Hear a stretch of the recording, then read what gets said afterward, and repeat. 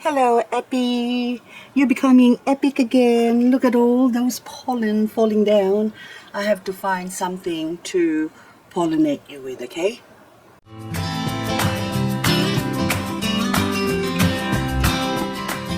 This is Graptopetalum Superbum.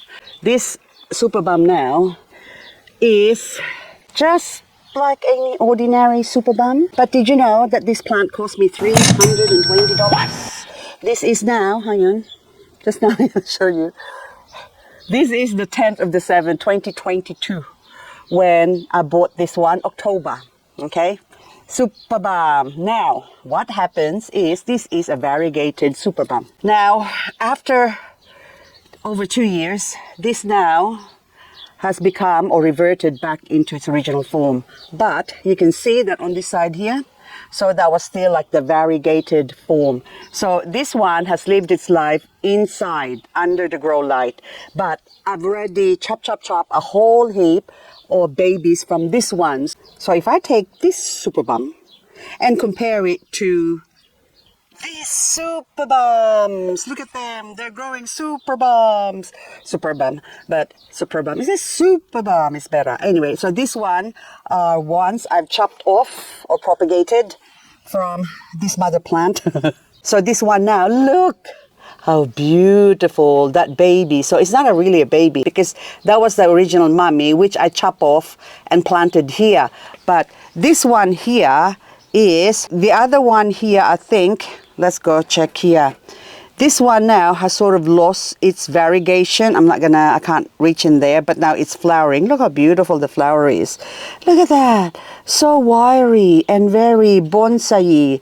If you just take the flower and stick it in an empty pot with soil, it can look like a bonsai, you know. But anyway, this one now grew from the side. This is new growth, the baby, which is variegated, and then the main head that was variegated disappeared, and then this new one grew. But on the opposite side, there's also, I can see another baby that went up there, and then it's growing another head in here. So another one there is, I can see variegated still, but so the main head disappeared and two new babies grew from it. Now this one is still the original baby that I cut off and has maintained its beautiful variegation. And in here it's the same story. This one is okay because it's just hard to see. Oh, okay, so you can see hints of variegation from, say, one side of this plant, and even but on that side there the variegation has sort of disappeared. So it's really hard to do videos when it's okay. There you go. Is that better? But anyway, I can't, oops, I don't want to damage it. There you go. So now you can see half of it is variegated and the other half is not. So that's the original stem that I chopped off from the original mother plant. And on the side is growing another baby, which is showing just one leaf or maybe two variegated leaves. So hopefully when that grows bigger, then it will show more variegation. I'll just take that off. And also you can see some variegated plant over at the back there. That is not a Superbum or Superbum. It is a Purple Delight variegated that I planted in here, in this pot here. And at the back there, there's airplane. You can see those big plants there. They're all started from leaves. And right at the back, I can see some leaves that I harvested, and it's growing little pups. Nothing gets wet except when I sort of water. Hang on, I'll put that in here. Because now it's growing little pimples. So it's gonna have babies, so I might as well stick it on the soil. This is how easy it is to grow succulents. But they need to be placed in the right condition. So this big pot here, I've grown this outside, outdoors, whereas this one is grown under the grow light, and the variegation disappeared, except for those two really white ones on the side here. Superbum, by the way, is frost hardy up to -4. Any colder, and they will freeze up. But this one actually freezed up a little bit last winter, but I put it somewhere here. It's still got overhead protection, so the frost doesn't really settle on it. So as winter shows up, then this one is grown. Okay, see the edge here? I push it like this.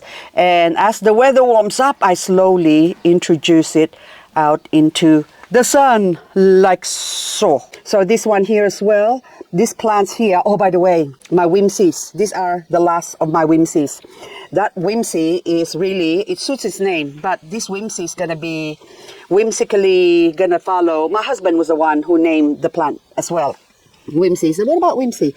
Yep. Anyway, so this plant now will be gone, because I actually found the original plant that this plant came from. So I'll tell you the story when I'm actually there later on. But anyway, so this one here as well, this big fat one here is called Muil. And look at all the other mules at the back there. They're smaller as it gets out in there in the shade. So Muil likes to be grown out. Well, this is now my experience. It likes to be grown out in full sun, so it seems, and with a lot of soil, if you want it to grow nice and big. So it's reverse on some of the succulents that's grown out in the sun. They become smaller, but Muil seems to grow bigger provided you give it lots of nutrients like this one. This is a pot of Graptosedum Muil that I have grown from indoors under the grow light. Anyway, so this is the biggest one of them all. We're gonna see and measure up, and that one is Purple Delight. Are you delightful? Yes. Okay, so I've got a caliper. We're getting technical here now, folks. So 0, we're gonna go and see how big is this one grown under the grow light. This is the same age, all grown from leaves as the other one that you saw. Okay, from tip to the widest point is, you happy with that? It's 53.69. Say round it up to 54. Okay, millimeters. There you go. Now let's go to the other one that was grown in this soil here, or in this pot. So there you go, 53.69. We're gonna get wider and wider from one end. I got one end. Keep going, keep going, keep going. Whoa. There you go, touching. Okay, I'm gonna touch it from tip to tip. 69. That's almost 70 millimeters from, what was that? I forgot now what the other one was, to this one. Something in the 50s, 54 or something like that, or 59, doesn't matter. Anyway, potato. So there you go. So that is the difference. So give your Graptosedum Muil a lot of soil and also lots of sunshine. This plant has got plastic in here. It's like a forensic team, isn't it? So this is a plant that I've given to my aunt about 8 years ago.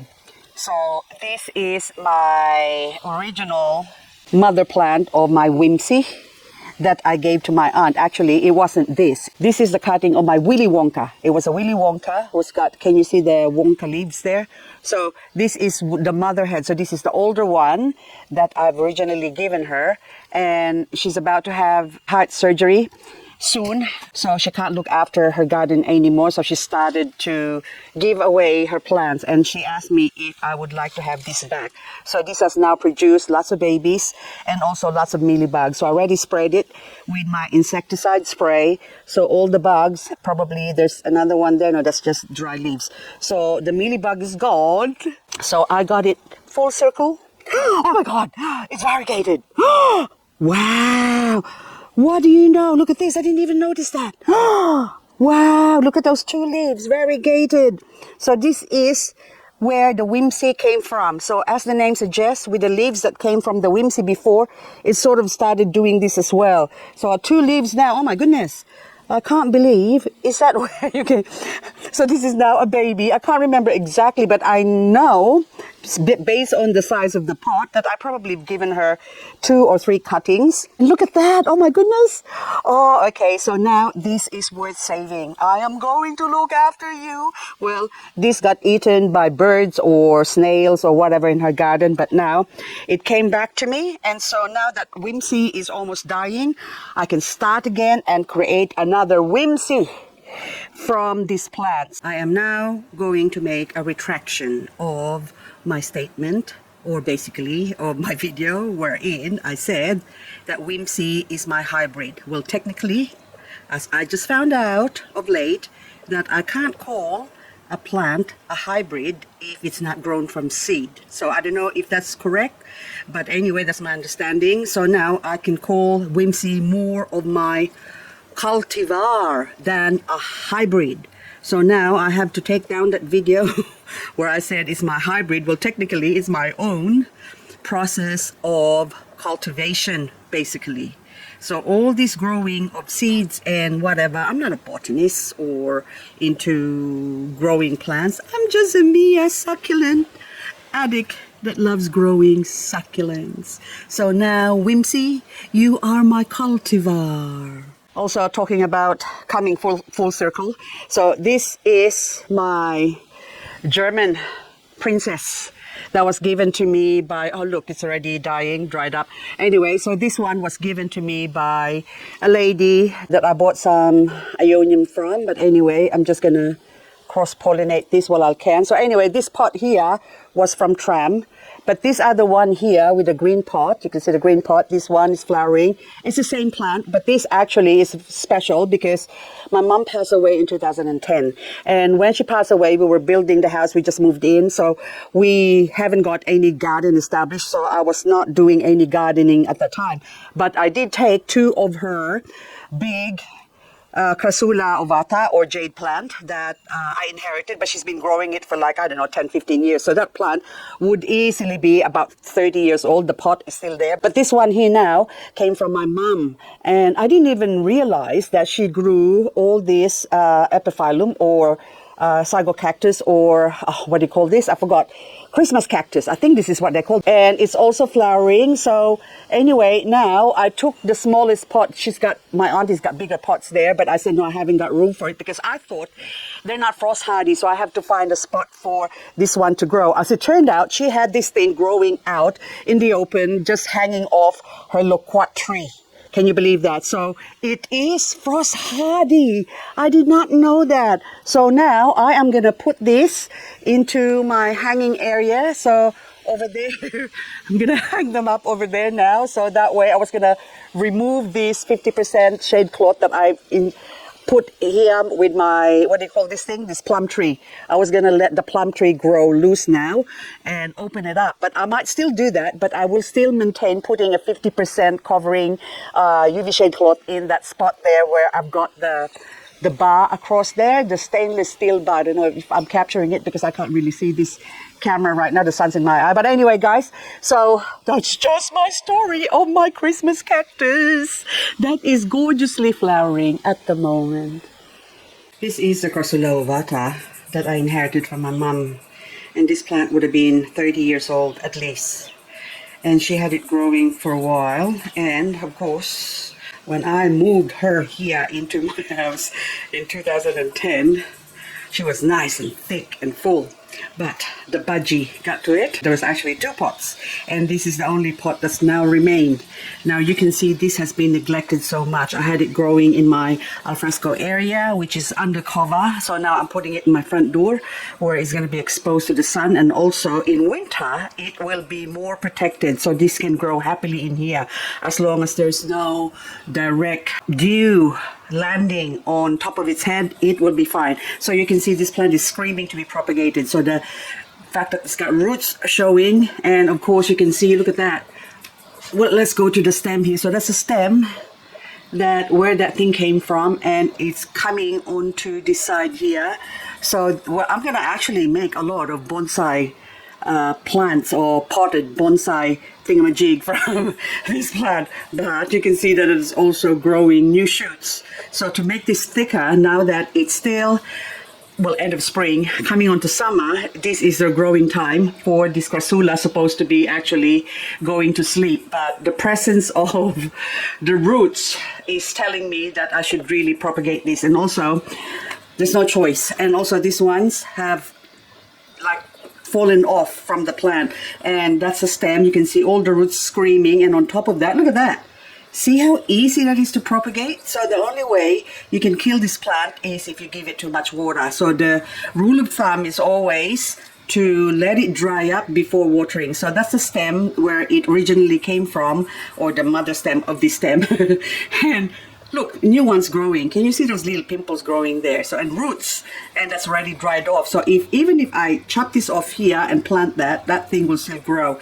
And it's also decided that, look, I'm going to move up the food chain and try and grow some roots from here as well. So if I were to just stick this one in the soil, this thing would grow. And there's a whole lot of them there. But I'm not going to attend to that for now. I'm going to leave it. And as you can see, this one as well, that's already, see, dying from thirst. And look how thick the branch is. Look, this is an old plant, and to think that in 2017 or something, in 16 I think, yeah, 2016, we had -11 and this whole thing froze up.